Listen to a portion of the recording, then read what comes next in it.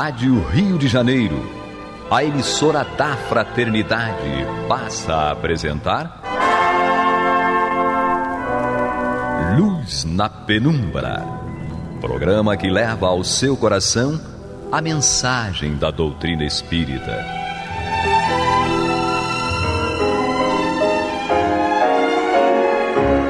E com vocês, João Nogueira, para estudos de obras póstumas de Allan Kardec.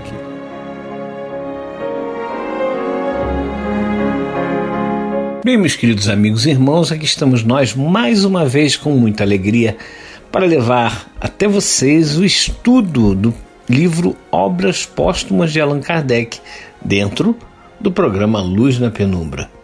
Todas as quartas-feiras, às 21 horas, temos o estudo de Obras Póstumas de Allan Kardec. O programa Luz na Penumbra vai ao ar de segunda a sexta-feira, das 21 às 22 horas.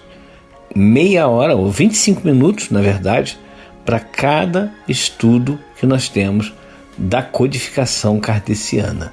Então, são vários estudos muito bons, muito importantes para nós, que nós vamos levando ao ar para que todos nós possamos nos inteirar da codificação kardeciana, que é a base da nossa doutrina espírita.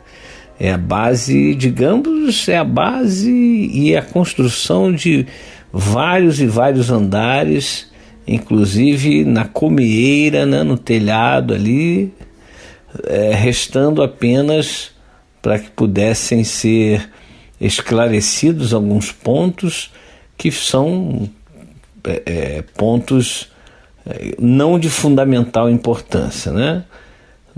Muitas vezes são pontos que são mais da curiosidade humana. Nós somos curiosos. Como é do outro lado? Aí vem Humberto de Campos, André Luiz, para nos esclarecer a respeito.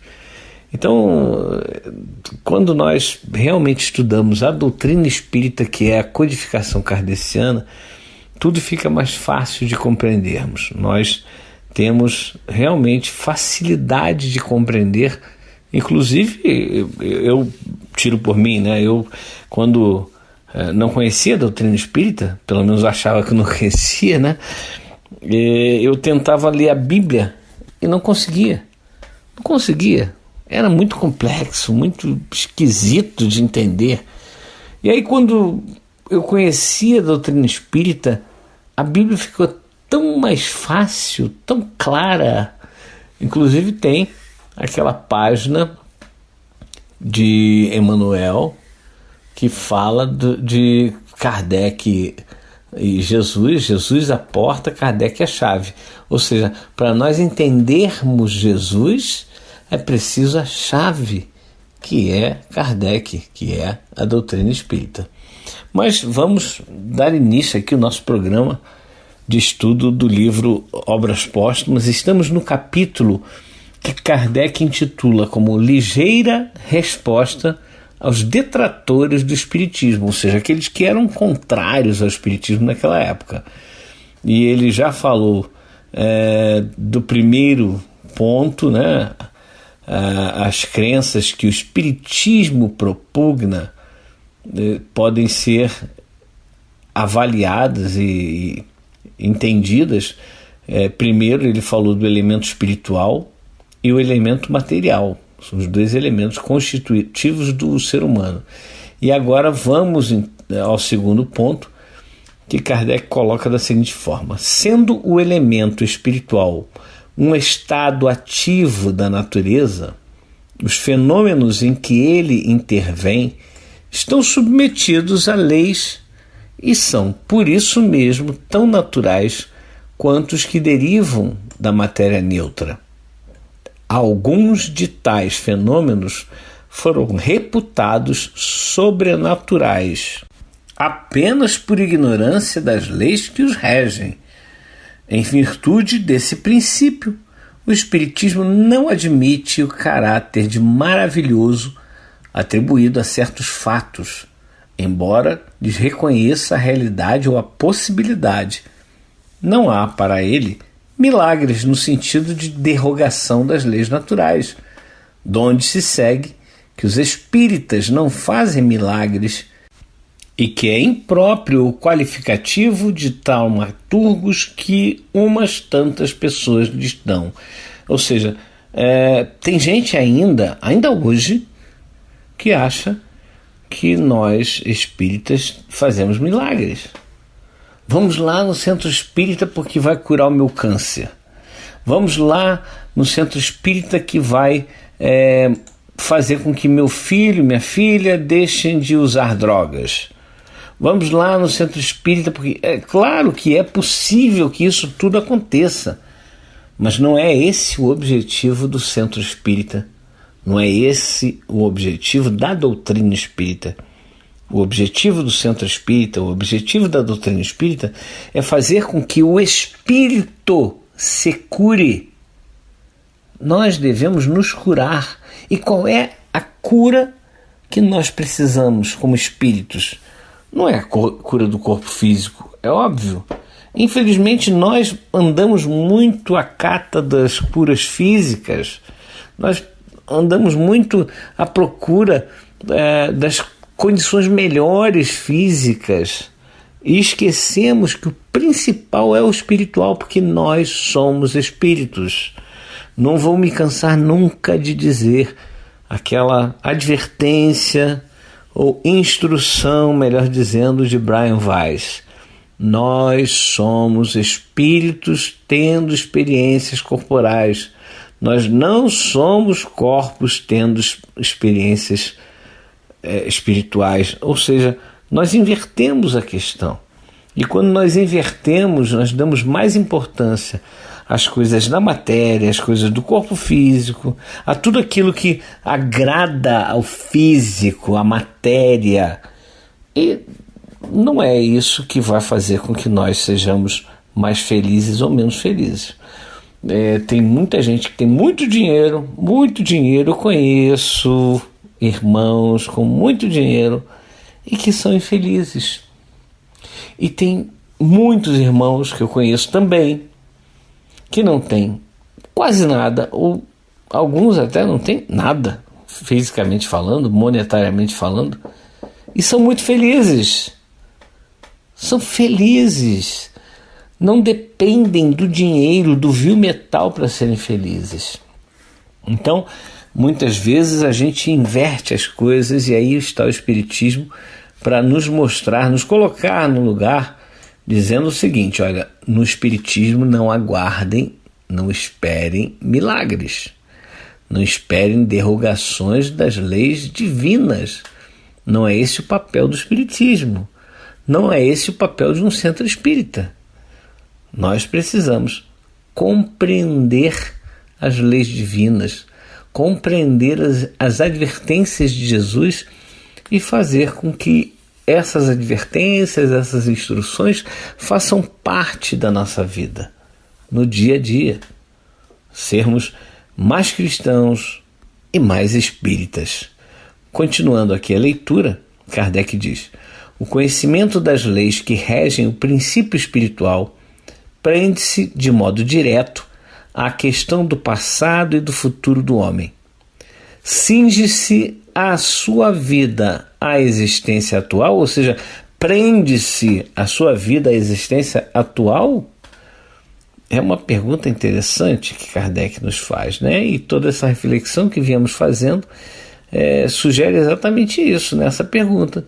Será que a condição, a existência atual, a existência física é condição sine qua non, ou seja, não existe outra condição para mim? Eu estou preso à existência atual? Estou preso a este corpo físico? Será? Então, continuando Kardec dizendo: ao entrar neste mundo, vem ele do nada e volta para o nada ao deixá-lo? Mais uma pergunta. O espírito vem do nada? Nós já sabemos qual é a resposta, né? Mas vamos deixar Kardec aqui elaborar melhor o seu pensamento. Já viveu e ainda viverá? São perguntas que nós fazemos sobre o espírito todos os dias.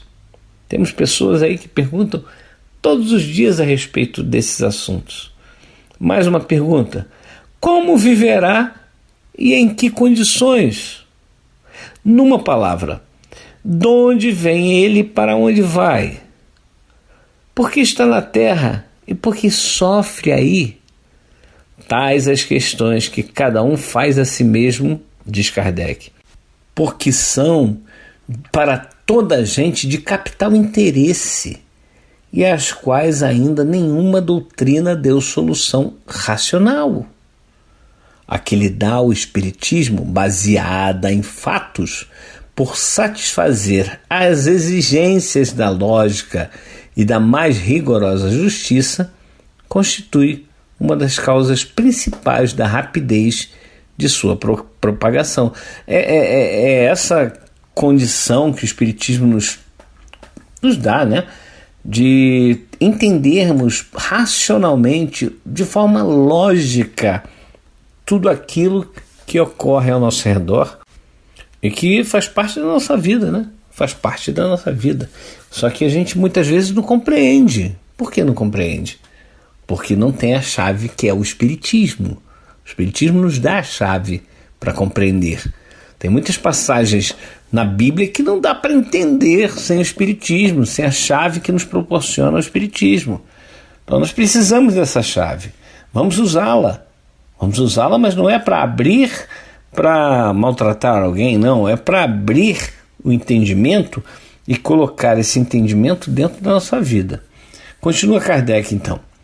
O Espiritismo não é uma concepção pessoal, nem o resultado de um sistema pré-concebido. É a resultante de milhares de observações feitas sobre todos os pontos do globo e que convergiram para um centro que os coligiu e coordenou. Todos os seus princípios constitutivos, sem exceção de nenhum, são deduzidos da experiência. Esta precedeu sempre a teoria. Kardec aqui, ao meu ver, está falando dele próprio, porque ele enviou os questionamentos a diversos médiuns, recebeu as respostas dos espíritos que ditaram essas respostas a esses médiuns e ele observou se estava ali realmente a lógica, a razão, o bom senso. Então nós temos ali Kardec reunindo todas essas informações para passar para nós.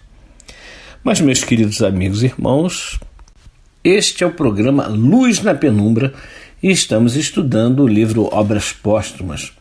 Hoje estamos dando continuidade ao estudo do capítulo Ligeira Resposta aos Detratores do Espiritismo. Todos aqueles que lançam coisas negativas sobre o Espiritismo, que dizem coisas horríveis sobre o Espiritismo, que rebaixam o Espiritismo, né? Muitas pessoas ainda o fazem nos dias de hoje, e nós entendemos que é muito mais por conta de que o Espiritismo está esclarecendo as pessoas de tal forma que não dá mais para dominar as pessoas como faziam antigamente os líderes religiosos. Nós precisamos de clareza e não há líder religioso a não ser um, Jesus.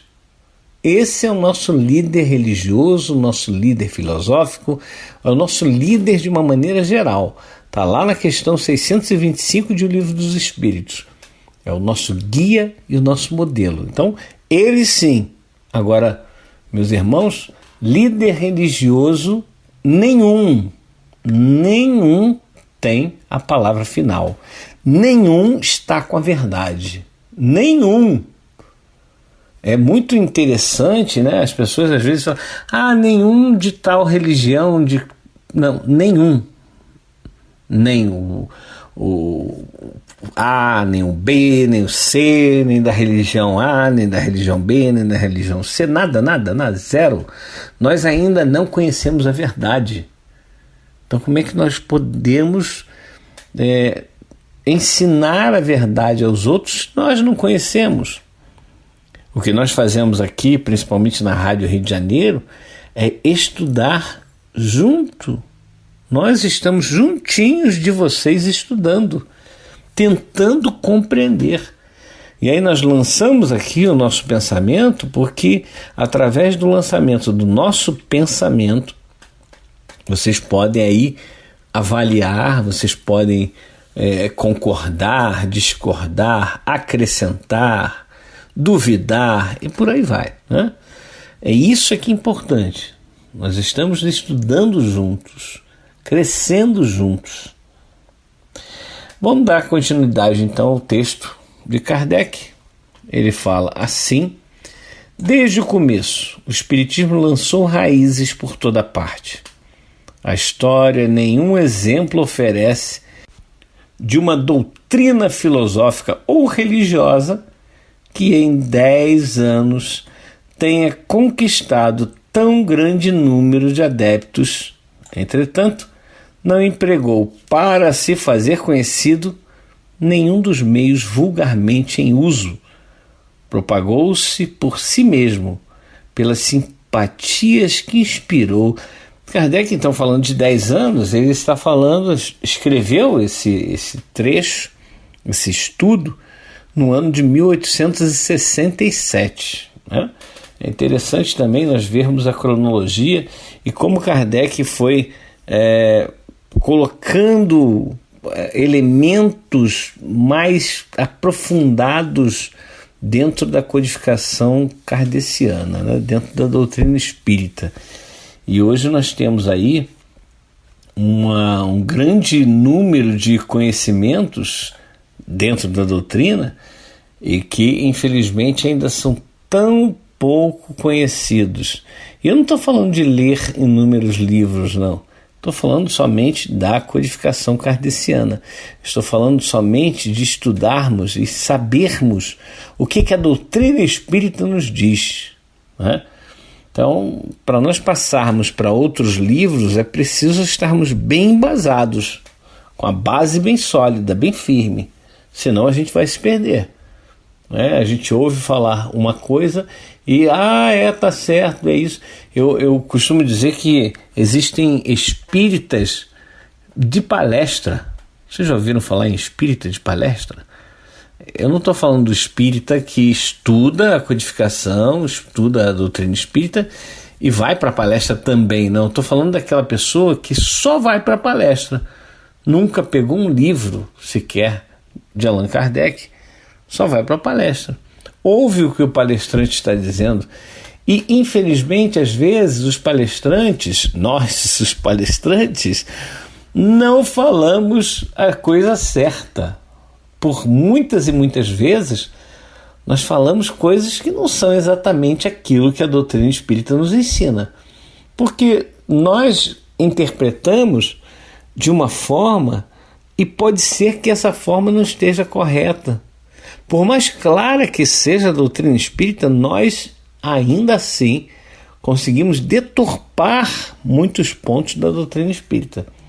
Então é preciso que nós não sejamos espíritas de palestra, sejamos espíritas de estudo. A palestra faz parte do estudo, mas não é somente a palestra.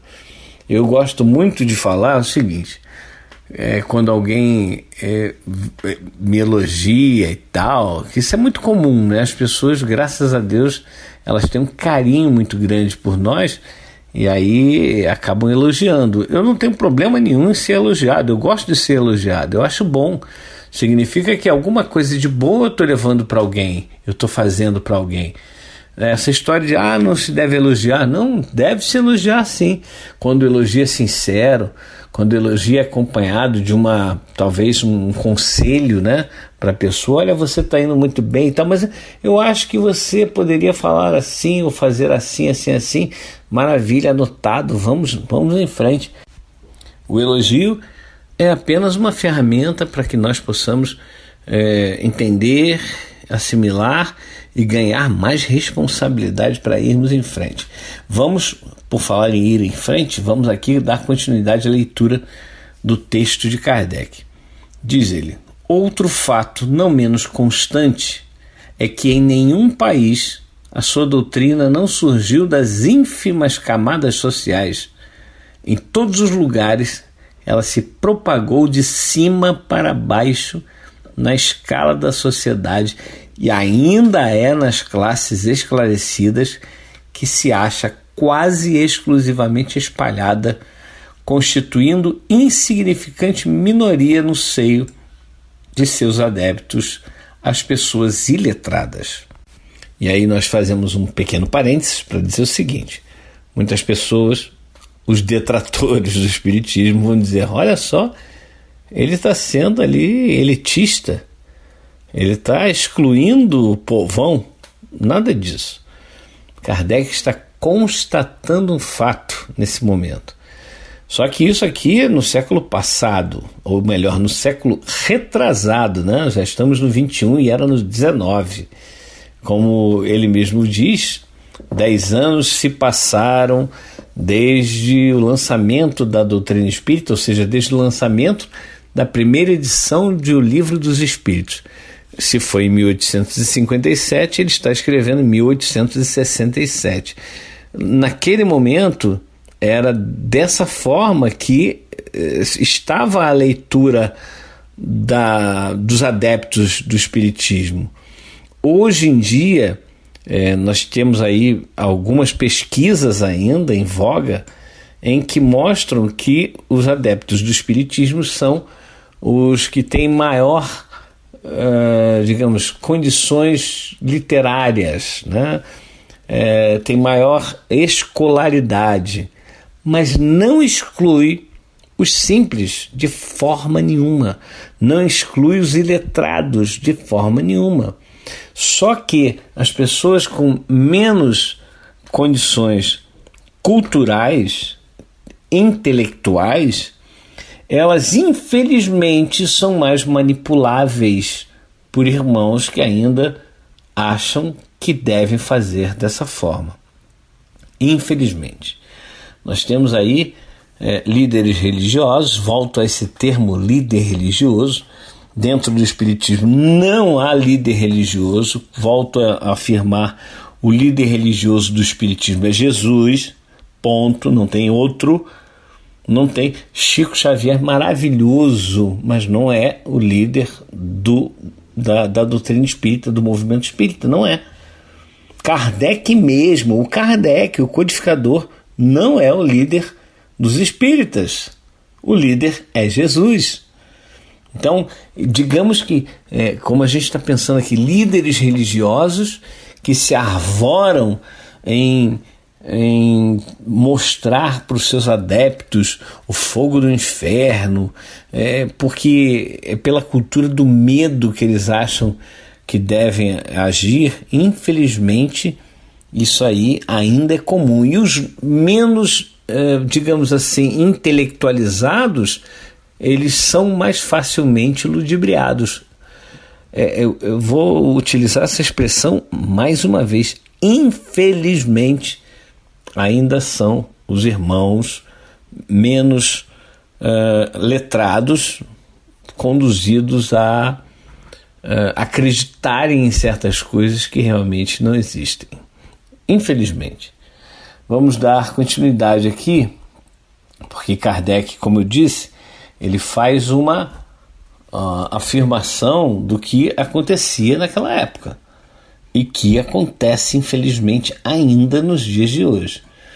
Dando continuidade ao texto, diz Kardec: verifica-se também que a disseminação do espiritismo seguiu, desde os seus primórdios, marcha sempre ascendente, a despeito de tudo quanto fizeram seus adversários para entravá-la e para lhe desfigurar o caráter com o fito de desacreditá-lo na opinião pública.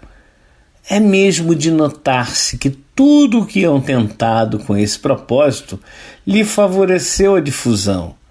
O arruído que provocaram por ocasião do seu advento fez que viessem a conhecê-lo muitas pessoas que antes nunca ouviram falar dele. Quanto mais procuraram ridicularizá-lo, tanto mais despertaram a curiosidade geral, e como todo exame só lhe pode ser proveitoso, o resultado foi que seus opositores se constituíram, sem o quererem, ardorosos propagandistas seus. Se as diatribes nenhum prejuízo lhe acarretaram, é que os que o estudaram em suas legítimas fontes o reconheceram muito diverso do que o tinham figurado. Vamos encerrando por aqui e voltamos no próximo programa, se Deus assim permitir.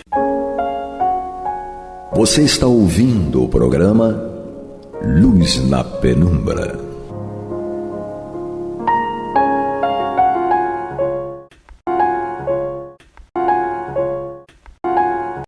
Boa noite, queridos amigos, ouvintes, boa noite, Antônio, boa noite, Sérgio. Boa noite, irmão. Nós estamos juntos em mais um Luz na Penumbra, que chega aos seus lares de segunda a sexta-feira para estudar de forma metódica e sistemática as obras da codificação kardeciana. E agora, na segunda parte do programa, nós vamos dar continuidade ao estudo do Evangelho segundo o Espiritismo, que está reiniciando o seu estudo. Portanto, estamos na introdução. E hoje, eu e Antônio de Pádua, junto conosco, faremos o estudo da introdução dos verbetes publicanos, peageiros, ambos são semelhantes, e fariseus e escribas, que também são semelhantes. Então, vamos iniciar pelos publicanos. Kardec, então, com as notícias históricas, que é o item 3 da introdução, nos diz o seguinte: assim eram chamados na Roma antiga os cavalheiros arredatários das taxas públicas, encarregados da cobrança dos impostos e das rendas de toda a natureza, fosse na própria Roma, fosse em outras partes do Império. Eram semelhantes aos cobradores de impostos gerais e aos contratantes do antigo regime na França, e aos que ainda existem em certas regiões. Os riscos que corriam faziam com que se fechassem os olhos às riquezas que muitas vezes eles adquiriam e que para muitos deles eram o produto de cobranças e de benefícios escandalosos. Mais tarde, o nome publicano se estendeu a todos aqueles que tinham a administração do dinheiro público e aos agentes subalternos. Atualmente, esse nome é mal interpretado e serve para designar os financistas e agentes de negócios pouco escrupulosos. Algumas vezes se diz ávido como um publicano, rico como um publicano, em relação a fortunas de origem duvidosa. O que os judeus aceitaram com mais dificuldade durante a dominação romana e o que mais irritação causou entre eles foi a cobrança de impostos. Esse fato originou muitas revoltas e se transformou em uma questão religiosa, pois a encaravam como contrária à lei. Formou-se até um partido poderoso à frente do qual estava um certo Judas, chamado o Gaulonita, que tinha como princípio o não pagamento dos impostos. Os judeus, portanto, tinham horror a essa cobrança e a todos aqueles que eram encarregados de efetuá-la. Daí a sua aversão pelos publicanos de todas as categorias, entre os quais podiam encontrar-se pessoas muito estimáveis, mas que, em razão das suas funções, eram desprezadas, assim como aqueles que se relacionavam com eles, todos merecedores da mesma reprovação. Os judeus distintos acreditavam que se comprometiam se tivessem relações de intimidade com eles. E aí, depois que eu ler o Peageiros, não vamos nos esquecer de sinalizar sobre essa última frase, né, das relações de intimidade que os judeus acreditavam não ser ideal e até haver um comprometimento caso eles mantivessem. E os peageiros eram os cobradores de baixa categoria, encarregados principalmente da cobrança do direito de entrada nas cidades, ou seja, o pedágio. Suas funções correspondiam mais ou menos às dos alfandegários e dos cobradores de taxas sobre mercadorias, e recebiam a mesma reprovação que os publicanos em geral. É por essa razão que no Evangelho encontra-se frequentemente o nome publicano ligado ao de pessoas de má vida. Esta classificação não se referia a devassos nem a vagabundos. Era um termo de menosprezo, sinônimo de pessoas de má companhia, indignas de se relacionarem com pessoas de bem. Então agora eu vou pedir ao Antônio que comente para nós essa correlação entre publicanos e peageiros e também contextualizar essa questão de ambos os cobradores dentro do Evangelho. Na realidade, os judeus, como qualquer pessoa, não gosta de pagar impostos, né? Ainda mais quando você vai pagar impostos a um invasor, a um opressor. É verdade. Como eram os romanos naquela altura. E como tudo naquela época, a política, a vida comum, os judeus tomavam tudo como uma questão religiosa. A lei mosaica valia tanto para as questões de religião, questão de moral, como para as coisas do dia a dia. Então, muitos, como esse Judas, o gaulonita, que criou um partido contra o pagamento de impostos, porque ele achava que isso era um princípio religioso.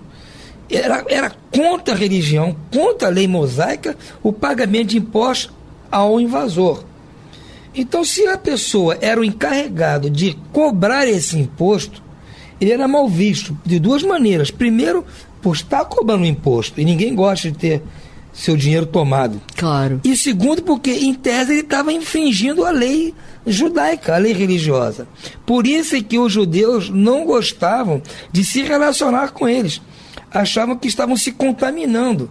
Porque a lei judaica dizia que qualquer coisa que você fizesse, chegasse perto, não precisava nem abraçar ou beijar, bastava tocar numa mulher que estivesse menstruada, gerar uma questão de impureza. Você não podia encostar nela, na roupa dela. E muitas religiões, quer dizer, eu acredito, eu sei que ainda segue esse preceito. Então, qualquer coisa era considerado impuro. Se você se relacionasse com um bandido, com alguém, você fosse visto conversando, você era considerado também igual. Então, se você fizesse amizade com um publicano, o que vão dizer de você? Então, as pessoas distintas, né, elas procuravam se afastar dos publicanos. E é mais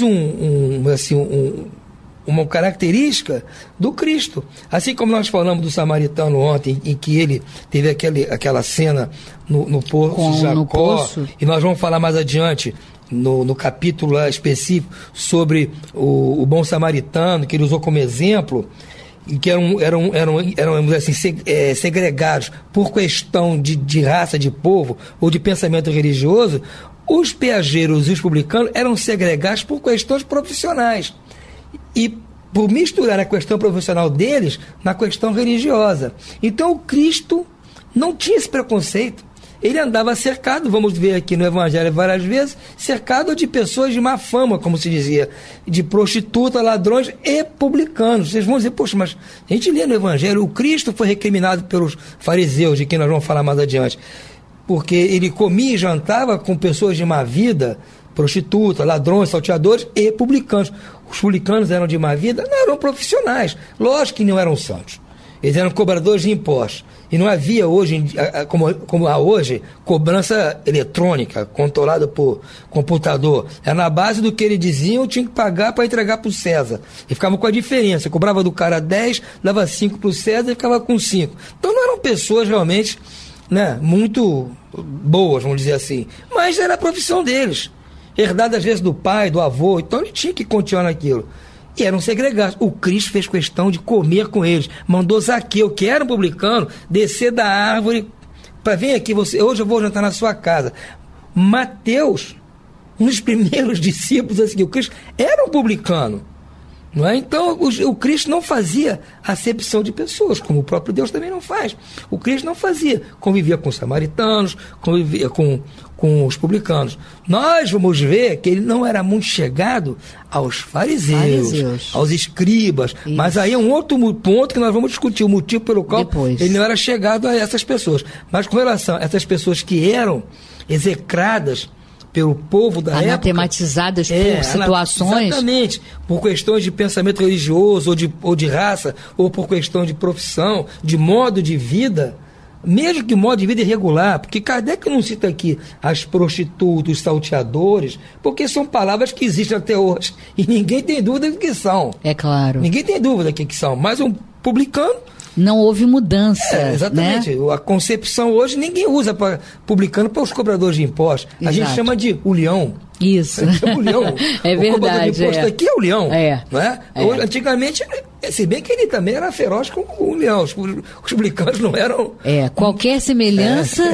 As garrinhas eram parecidas, mas eram execrados. Ninguém aqui, se você tem um amigo que trabalha na Receita Federal, você não vai ficar chateado com ele, nem vai deixar ele frequentar a casa dele, porque ele trabalha na Receita Federal. Nenhuma questão de dogma religioso aqui, a modo de vida dele. Você vê como nós já avançamos um bocado, né? Mas naquela época... Mas ainda, né, Antônio, ainda existem, né, aqueles de outros segmentos religiosos que ainda mantêm essa postura, né? A gente observa certos irmãos de outras crenças que eles falam porque trabalham, né? Precisam viver no mundo, né? Então tem que trabalhar com pessoas de várias religiões, diferentes religiões.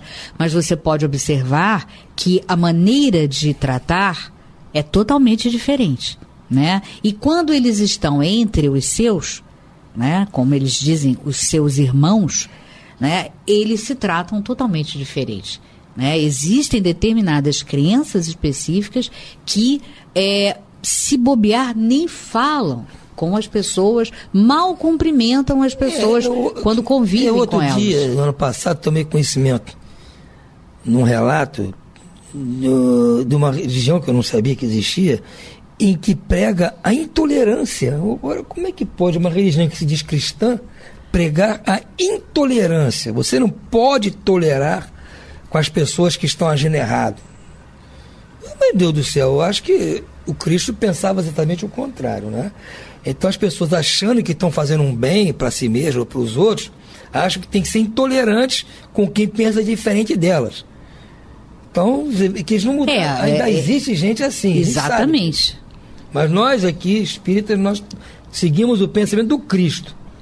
Nós toleramos a todos, porque nós queremos que nos tolerem. Claro. Quem somos nós para não tolerar alguém, gente? Mas geralmente esses segmentos pouco falam, embora se digam cristãos, pouco falam do Cristo. Eles não leiam o Cristo. Não leem. Eles basicamente trabalham só com o Antigo Testamento. E, na realidade, eu digo que são religiosos daquele marca-texto. Eles só leem o que está marcado, aquele marca-texto, aquele negócio amarelinho que passa em cima do texto. Alguém marca para eles aquelas coisas, só lê aquilo que está marcado no texto da Bíblia. Eles não leem nem a Bíblia toda, uma página completa. Só leem o que está marcado ali. E existem algumas que têm até uma Bíblia diferente, né? Diferenciada. Né? Tudo bem, nosso caso aqui é sintetizar, como fez Kardec, a moral do Cristo. É verdade. Eu achei interessante só porque isso batia, né, com o que ele fala sobre os judeus. Né? No finalzinho dos Publicanos ele diz: os judeus distintos acreditavam que se comprometiam se tivessem relações de intimidade com eles. Quer dizer, então a gente nota, né, quem sabe até esses nossos irmãos são os judeus reencarnados. Né, esses irmãos de outras crenças, porque mantém ainda, né, muito daquele comportamento e daquela dogmática em que eles acreditavam e viviam, né? Mas é normal. Eu acho que as pessoas que estão começando a adquirir um conhecimento qualquer têm a tendência a discriminar aqueles que antes participavam do mesmo nível de pouco conhecimento. A verdade é essa.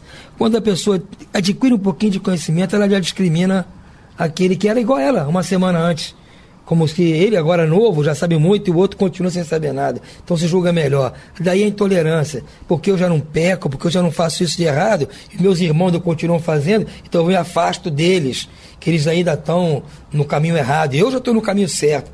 Coitado, está começando. Diametralmente contrário ao ensino do Cristo. O principal, né, do caminho certo, que é a tolerância, porque o Cristo veio pregar aqui principalmente, eles ainda não atingiram isso. Tudo bem, um dia de chegar que eles vão entender.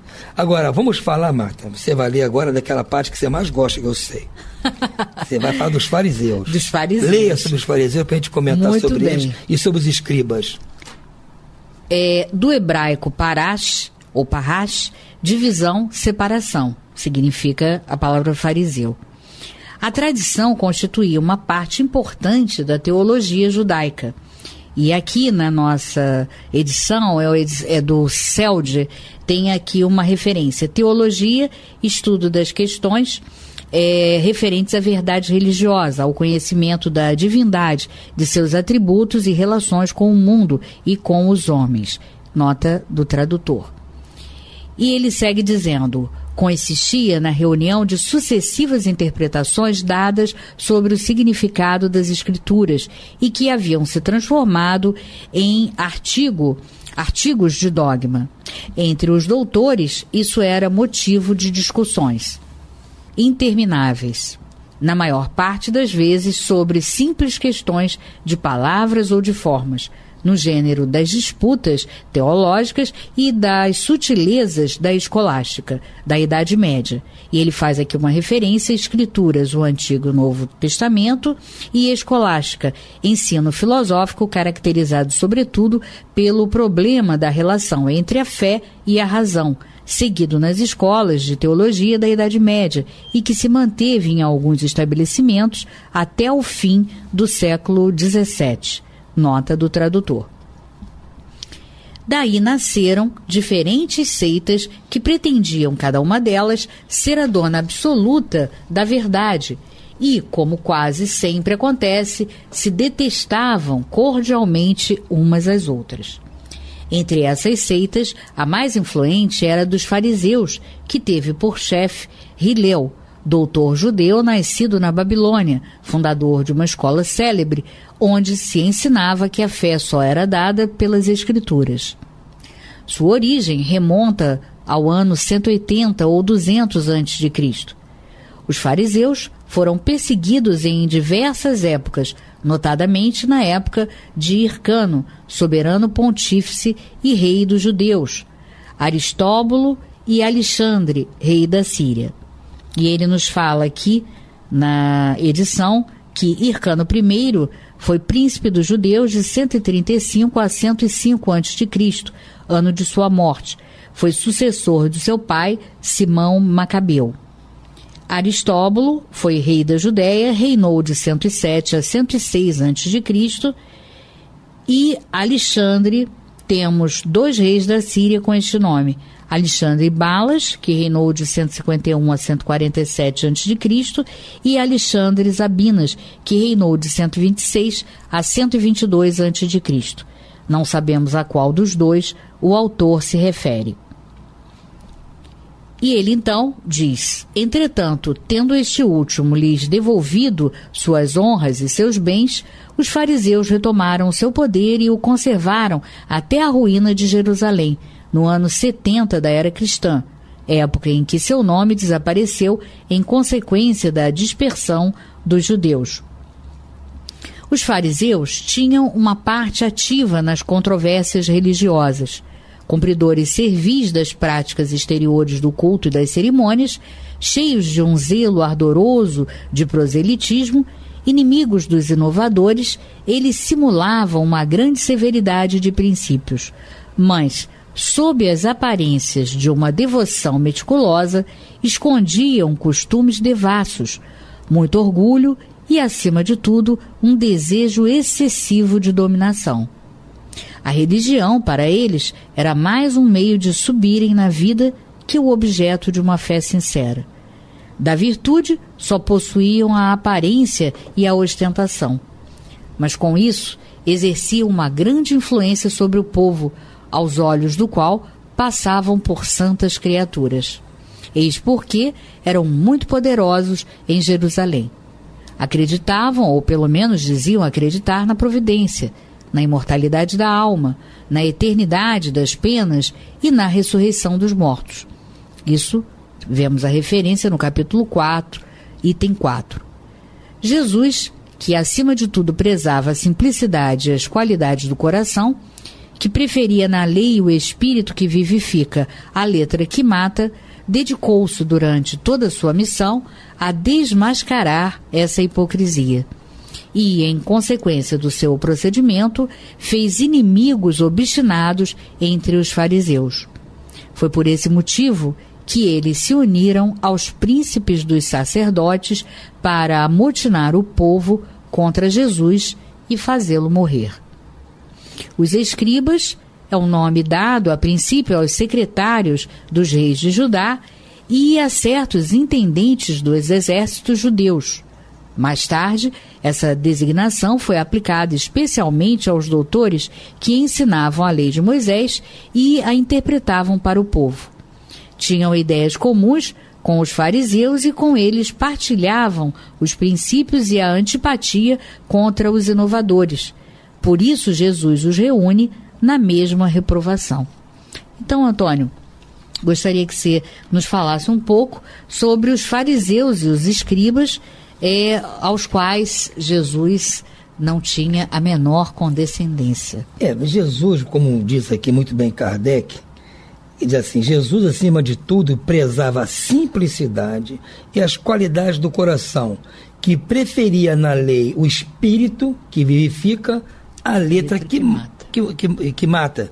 Dedicou-se durante toda a sua missão a desmascarar essa hipocrisia e, em consequência, seu procedimento fez inimigos obstinados entre os fariseus.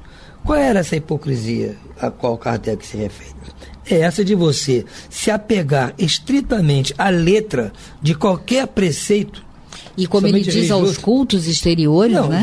Exatamente, porque a letra, ela explica as coisas de uma maneira figurada, porque a letra serve para isso, para explicar de uma maneira figurada. Ela não pode ser tão fiel, não consegue. Fiel é o fato.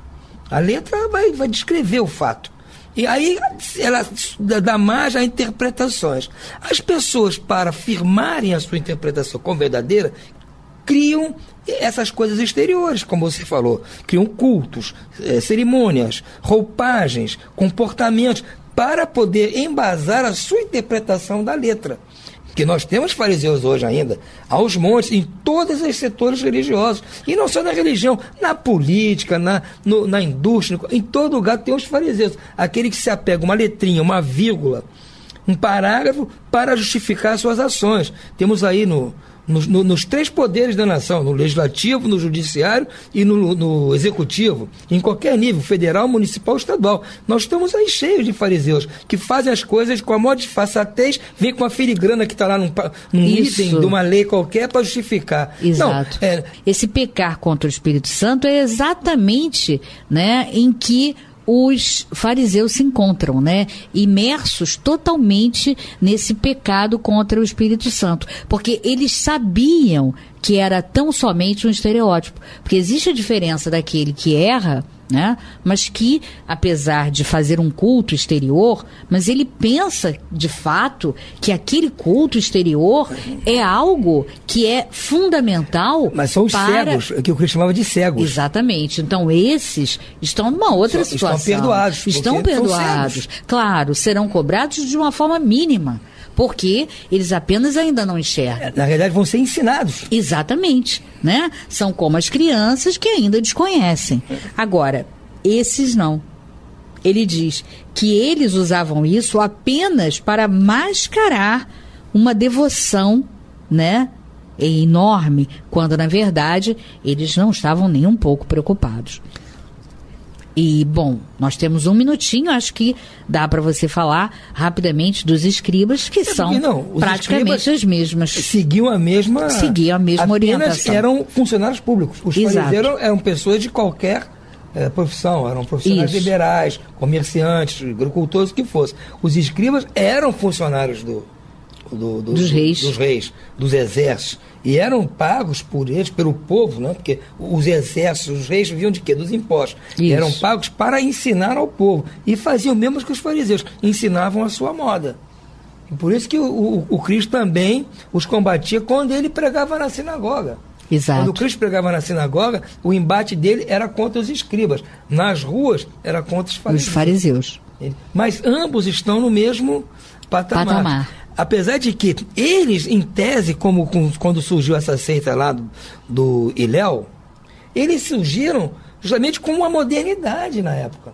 A interpretação que eles davam aos textos era uma interpretação moderna para aquela época. Mas como tudo que está na mão dos homens vai sendo desvirtuado pela cobiça, pela ambição, pela hipocrisia, por todas essas coisas que são a nossa característica, infelizmente.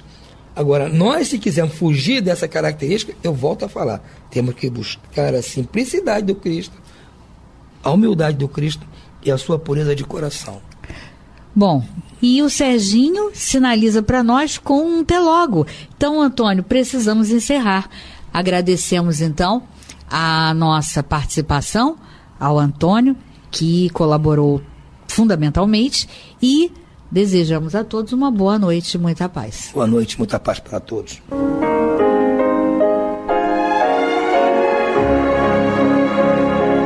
E vamos ouvir agora a prece de encerramento de nosso programa, na voz de Geraldo de Aquino. Jesus, dá-nos coragem para a luta, piedade para os insultos e misericórdia para as injustiças e ingratidões. Limpa nossa alma de inveja e ambições mesquinhas, de ódio e de vingança o nosso caminho. E que dentro em pouco, ao recolher-nos de novo ao calor do nosso leito, para que o sono nos dê a paz e o esquecimento das tristezas humanas, possamos sentir, Senhor, no mais íntimo de nosso ser, a doçura indefinível do Teu amor e a grandeza incomparável da Tua divina presença. Que assim seja.